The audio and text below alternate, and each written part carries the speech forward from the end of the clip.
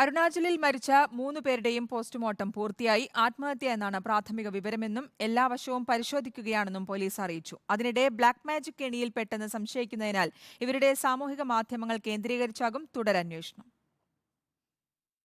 ഇറ്റാനഗറിൽ നിന്നും കിലോമീറ്ററുകൾ അകലെയുള്ള സിറോയിലാണ് സംഭവം നടന്നത്. മൂവരുടെയും പോസ്റ്റ്മോർട്ടം പൂർത്തിയായി. ഇവരുടെ കൈകളിൽ മുറിവുകൾ കണ്ടെത്തിയിട്ടുണ്ട്. ദേവിയുടെ കഴുത്തിലും മുറിവുണ്ട്.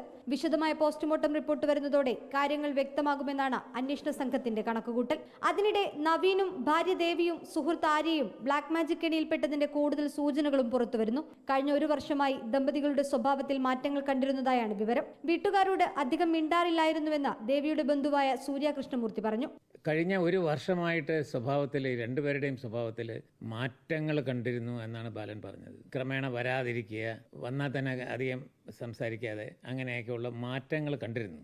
അത് ഇപ്പം ബാലന് തോന്നുന്നത് ഇങ്ങനെയുള്ള ആരുടെയോ ഇൻഫ്ലുവൻസ് ഇതിനകത്ത് വന്നിട്ടുണ്ട് എന്നുള്ളതാണ്. ടെലഗ്രാം വഴിയുള്ള ബ്ലാക്ക് മാജിക് ആണ് ആത്മഹത്യക്ക് പിന്നിലെന്നാണ് പോലീസിന്റെ പ്രാഥമിക നിഗമനം. മരിക്കാൻ അരുണാചൽ എന്തുകൊണ്ട് തെരഞ്ഞെടുത്തുവെന്നും അന്വേഷണ വിധേയമാക്കും. ടെലിഗ്രാം ബ്ലാക്ക് മാജിക്കിനായി സംസ്ഥാനത്തിന് പുറത്തുനിന്ന് വ്യാജ അക്കൗണ്ടുകൾ സ്വാധീനിച്ചിട്ടുണ്ടോ എന്നും പോലീസ് പരിശോധിക്കും. 3 പേരുടെയും നവമാധ്യമ ഇടപെടലുകൾക്ക് പുറമെ കോൾ ലിസ്റ്റ് കേന്ദ്രീകരിച്ചും വിശദമായ അന്വേഷണം നടത്താനാണ് തീരുമാനം. റിപ്പോർട്ടർ, തിരുവനന്തപുരം.